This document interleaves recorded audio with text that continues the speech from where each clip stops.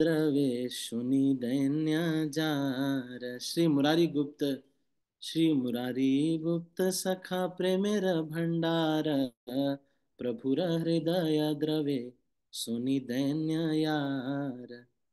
जिसकी दैन्यता को सुन करके भगवान का हृदय पिघल जाता है, ऐसे मुरारी गुप्त जो प्रेम के भंडार है।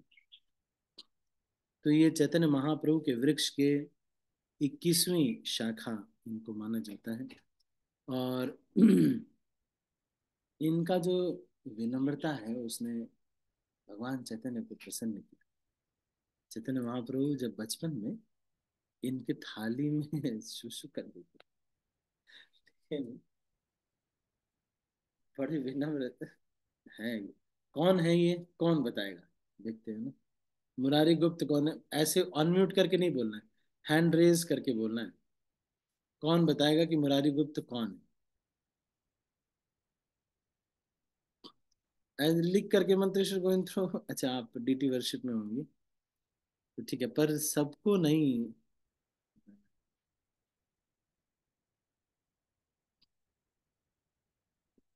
हाँ, डायरेक्ट मैसेज किया, ठीक है ठीक। कोई हैंड रेज करके नहीं बोल सकता?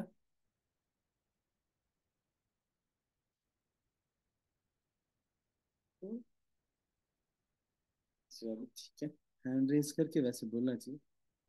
ठीक है, ये है हनुमान जी, है ना, जो कि मुरारी गुप्त के रूप में आते हैं, फिजिशियन रहे। और इन्होंने एक चैतन्य चरित ग्रंथ लिखा है, जिसके आधार पर और इन स्वरूप दामोदर के कड़चा के आधार पर श्री चैतन्य चरितामृत ग्रंथ जो है लिखा गया। तो ये वैद्य थे, श्रीहट्ट के एक परिवार से बिलोंग करते थे। और अ, वराह रूप चैतन्य महाप्रभु ने मुरारी गुप्त के घर पे दिखाया था। इनकी लीला के बारे में तो मुरारी गुप्त ने चैतन्य महाप्रभु की बाल लीला के बारे में काफी कुछ लिखा है।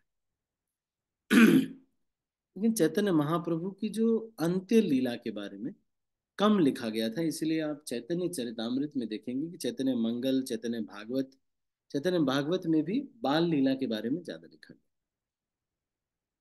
तो श्री चैतन्य महाप्रभु नित्यानंद प्रभु दोनों एक दिन श्रीवास ठाकुर के घर पे थे। मुरारी गुप्त आए और चैतन्य महाप्रभु को प्रणाम किया, फिर नित्यानंद प्रभु को प्रणाम किया। लेकिन नित्यानंद प्रभु चैतन्य महाप्रभु से उम्र में बड़े। तो चैतन्य महाप्रभु ने कहा कि देखो मुरारी गुप्त, आपने जो है एटिकेट फॉलो नहीं किया।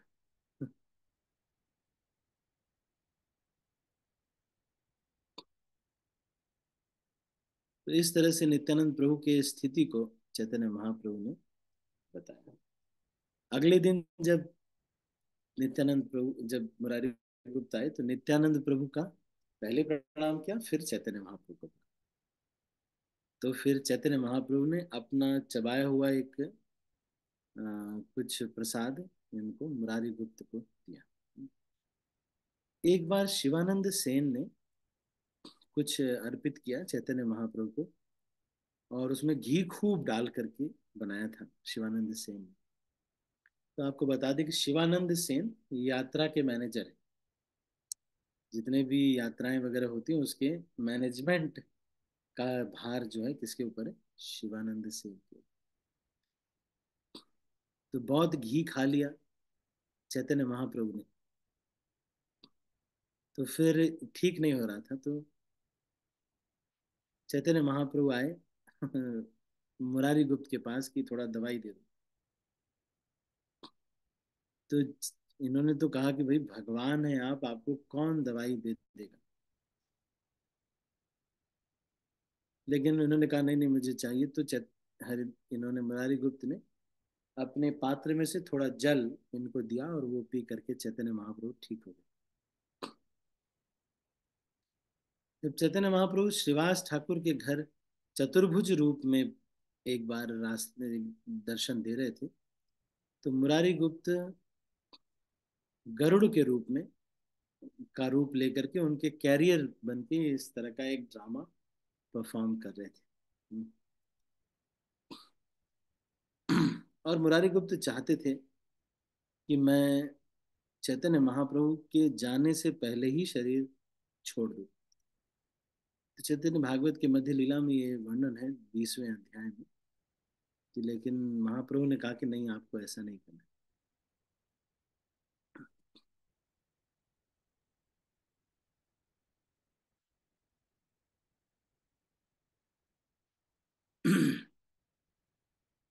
प्रतिग्रह नहीं करे, नालय कर धन, आत्मवृत्ति करी करे, कुटुंब भरण। आदि लीला 10:50। इसमें मुरारी गुप्त कभी भी किसी से दान नहीं लेते थे, ना ही कभी वैद्य थे लेकिन उसके पैसे नहीं लेते थे किसी से, ना ही दान लेते थे, ना ही वैद्य के रूप में पैसे लेते। देखो, कुछ भक्त तो नोट्स बना रहे हैं, कुछ भक्त नोट्स नहीं बना। मैं आपको बता रहा हूँ, याद नहीं रहेगा ये सब। ये सब याद नहीं रहेगा बेटा, इसलिए मैं जब कह रहा हूँ ना कि नोट्स बनाना चाहिए, नोट्स कॉपी सबने बनाना चाहिए। चाहे कितने भी हम सीनियर डिवोटी हो जाए, हमको नोट्स कॉपी बनाना चाहिए, लिखना चाहिए। अब मोबाइल में नहीं, नोट्स कॉपी आप बनाइए ना, एक ले लो आप छोटा कॉपी भाई। हम्म? ये जो हर दिन लिख लिख करके आपको याद रहेगा, है ना। तो प्रतिग्रह मुरारी गुप्त जो थे वो क्या करते थे, दूसरों से कोई दान भी नहीं लेते थे, अपने मित्रों से भी नहीं लेते थे, ना ही कभी, क्योंकि पुराने समय में 5 चीजें फ्री होती थी।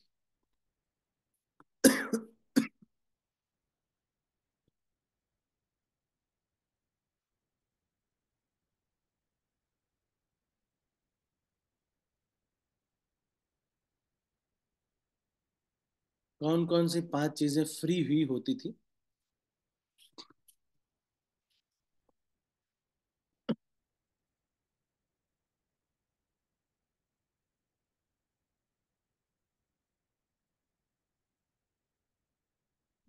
5 ऐसे, मुझे ध्यान तो एग्जैक्टली सारी चीजें नहीं आ रही, पर यह है कि न्याय फ्री होता था। न्याय के लिए कहीं भी कोई भी पैसे पेमेंट नहीं करनी, मतलब कोई बस सीधा जाइए, राजा का दरवाजा खटखटाइए। हम्म, और और क्या फ्री होता था? भोजन और पानी, ये भी फ्री होता था। फिर ज्योतिष जो विद्या थी वो फ्री होता था। एजुकेशन जो था वो भी, पढ़ाई लिखाई, ये भी पैसे नहीं लगते थे इसके।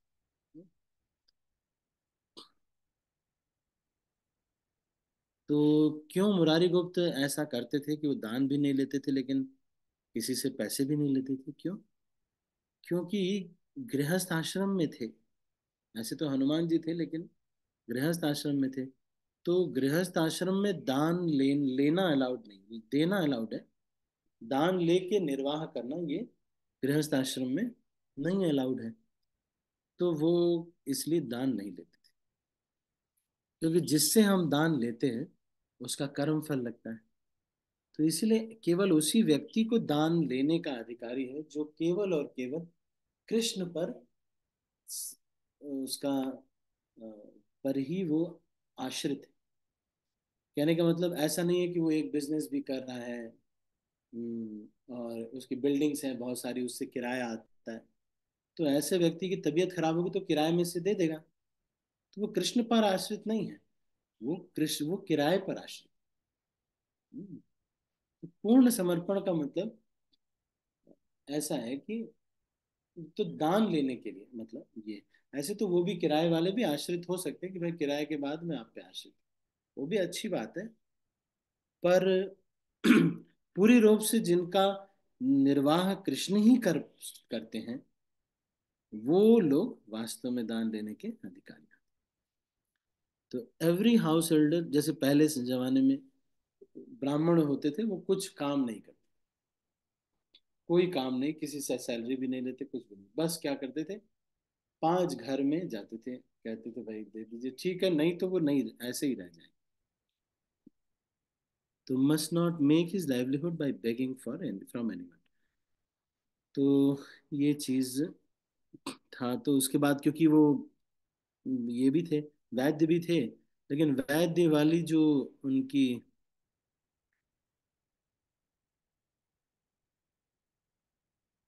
उसमें भी वो जो है वैद्य वाली इसमें, क्योंकि पुराने समय में इसका मूल्य लगता नहीं था और वहां पे इतने धनाढ़ लोग थे भी नहीं, तो वो इतना करते नहीं, तो पैसे उनके पास नहीं रहते थे।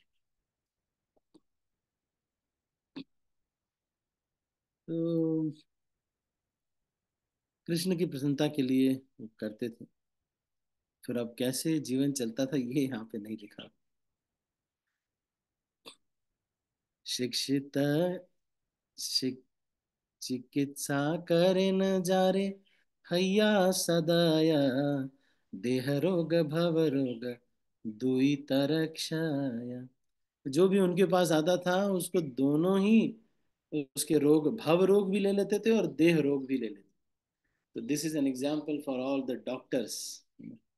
उसका देह रोग भी ले लेते हैं और भव रोग भी उसको ले लेते हैं, बोलते हैं हरि नाम करो उसके सारे, उनको गाइड भी करते। हम्म।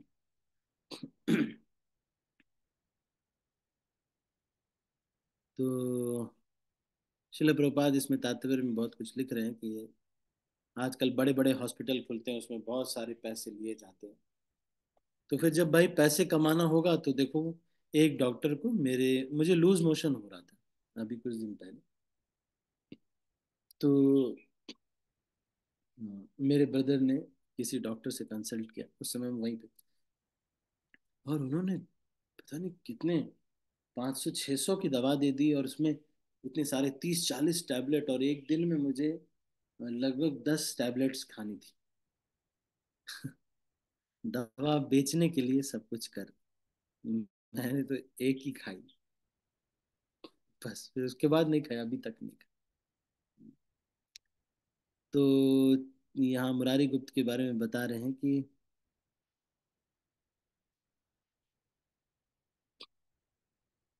चैतन्य चैतामृत में आगे वर्णन आता है कि जब चैतन्य महाप्रभु 7 प्रहर तक लगातार भाव में रहते थे कीर्तन में, तो वो अपने भगवत्ता को कई बार दिखाते थे। हम्म, और 21 घंटे तक चैतन्य महाप्रभु कीर्तन में भावावेश में रहते थे। चैतन्य महाप्रभु ने दुखी को सुखी कर दिया, कुलावेचा श्रीधर के ऊपर कृपा किया, और उसके बाद फिर मुरारी गुप्त को बुलाया और उनको रामचंद्र का रूप दिखाया, भगवान श्री चैतन्य महाप्रभु।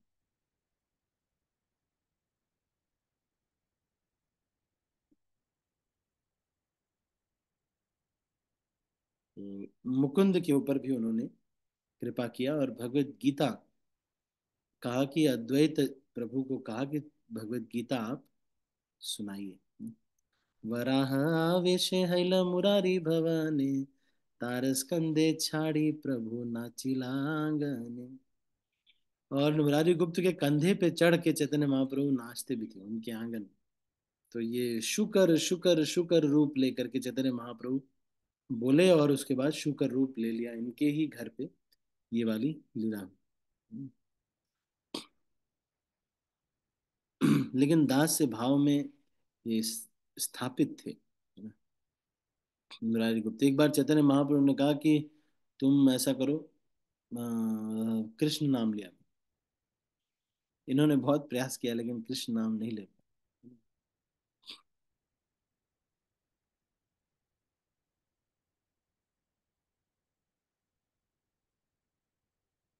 तो फिर अच्छा, तो ये सारी ठीक है, और भी बहुत कुछ है बताने को। मुरारी गुप्त की लीला ये बहुत, ये राम जी के ही भक्त रहे, उस समय भी राम जी का ही नाम लिया करते थे। प्रथमे मुरारी गुप्त प्रभु रे नाम लिया, बाहिरे ते पाड़िया छे दंडवत हाना। हम्म, मुरारी गुप्त अपने को कभी क्वालिफाइड नहीं समझते थे, हमेशा बाहर, क्योंकि शूद्र उस कुल में थे इसलिए। तृण दुई गुच्छ मुरारी दासने दशने, ये जो दांत है उसमें रख करके महाप्रभु आगे गेला दैन्य दीन। तो दीनता से भगवान पसंद। जब कोई ये कहता है कि मैं ऐसे कर दूंगा वैसे कर दूंगा, ये है मैं तुम्हें मेरा देखो, मैं ऐसे व्यक्ति, मैं मेरा, तो भगवान इससे प्रसन्न नहीं होते। जो दीनता जिनके अंदर होती है उससे भगवान प्रसन्न होते हैं। मुरारी देखिया प्रभु आइला मिली ते, पाछे भागे मुरारी लागिला कहीं ते।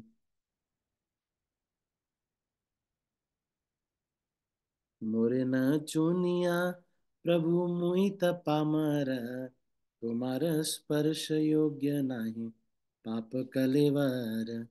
मेरा पाप का कलेवर आपके स्पर्श करने के योग्य नहीं। प्रभु कहे मुरारी कर दैन्य संवरण, तुम्हार दैन्य देखी मोर विदीर्ण है मन। इत बोली प्रभु तारे कैला आलिंगन। चैतन्य महाप्रभु ने उनकी विनम्रता को देख करके उनका आलिंगन किया। और फिर उसके बाद बाकी लोगों ने भी मुरारी गुप्त का आलिंगन किया। मुरारी गुप्त तेरा प्रभु करी आलिंगन, तार भक्ति निष्ठा कहे सुने भक्तगण। बार बार चैतन्य महाप्रभु ये कहते हैं कि देखो इनकी कितनी निष्ठा है भगवान में। ठीक है, तो बस इतना मुरारी गुप्त के बारे में चर्चा किया हमने आज। इसको अभी हम यहीं पर समाप्त करते हैं, थोड़ा 4 मिनट ज़्यादा हो गए। इसको यहीं पर हम क्लोज करेंगे। आप सभी का बहुत बहुत धन्यवाद। आज हमने मुरारी गुप्त के बारे में चर्चा की, शारदीय रास के बारे में भी आप सब लोगों को पता है। तो ये शिखा माता जी, आपने हैंड रेस किया, कुछ पूछना है बेटा आपको?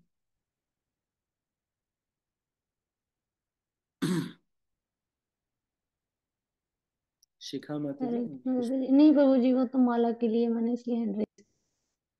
अच्छा, मान लो।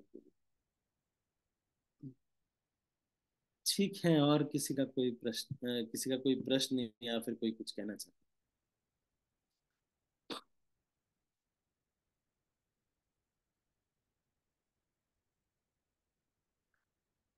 तो अभी हम इसको यहीं पर समाप्त करते हैं। किसी का कोई प्रश्न नहीं, मैं सबका हाथ नीचे कर रहा हूँ, सबको अनम्यूट कर रहा हूँ और इस मीटिंग को क्लोज कर। हरे कृष्ण, श्रील प्रभुपाद की जय। गौर हरे कृष्णा प्रभु जी। हरे कृष्णा प्रभु जी, दंडवत प्रणाम प्रभु जी। हरे कृष्णा प्रभु जी। जैसे कि हरे कृष्णा माता उदाहरण के लिए, जी, प्रणाम। अगर कोई व्यक्ति को किसी प्रकार के रोग या बीमारी होती है, तो चाहे आप उसे कितना भी अच्छा भोजन दे सभी दो, को प्रसाद दे दो, स्वीकार करने के लिए उसका आनंद उसे